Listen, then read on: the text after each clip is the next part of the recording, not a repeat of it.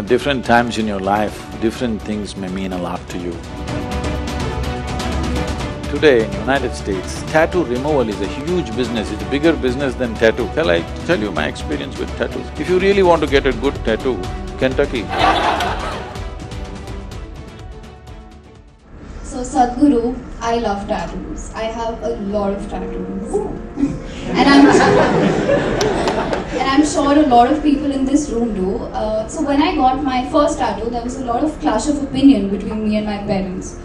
We fought a lot. He's like, why did you get this? So my question to you is getting a tattoo something which looks unprofessional? Or is it something which lacks gravitas? Or why? Why is this clash of opinion?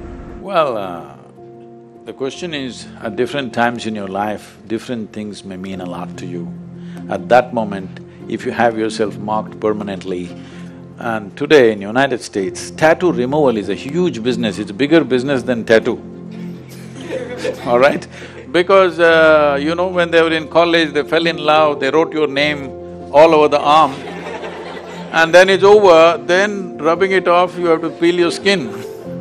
So, maybe it's better you wait before you tattoo yourself all over the place to something that matters to you. If you want to write it on your forehead, it better be something that matters to you for the rest of your life. Because after 1 or 2 years, if it falls off, then you'll have to peel your skin. Plus, also, see, everything that you are need not be written on your face. When you want to do work in the world, when you want to do things in the world, it's not necessary everything that you are is all up front. You must have what to expose to whom, isn't it? So if your tattoo is already saying what you are, your philosophy and everything is written, so we know who you are the moment you enter. If you're wanting to live a very simplistic life, it's okay. If you're looking for a more complex involvement in life, it's better people are not able to mark you in any particular way. Shall I tell you my experience with tattoos? No, I don't have any. I'm too dark for the tattoos, what to do? Is there a white color tattoo? There is a white color. Okay. We've been working in the prisons, both in India and United States. This movement is called Inner Freedom for the Imprisoned. It's a very touching movement. So when I was in Kentucky Correction Center, it's a high-security prison, there was one guy who's a tattoo maker. He makes tattoos. So I was doing a 10-day program there for these prisoners, so they got really pally with me. Then they revealed, I said, where do you get these tattoos? Within the prison.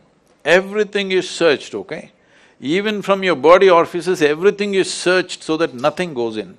But somehow this guy tattoos everybody at a tremendous price, okay? And he showed me all his tricks, how he tattoos.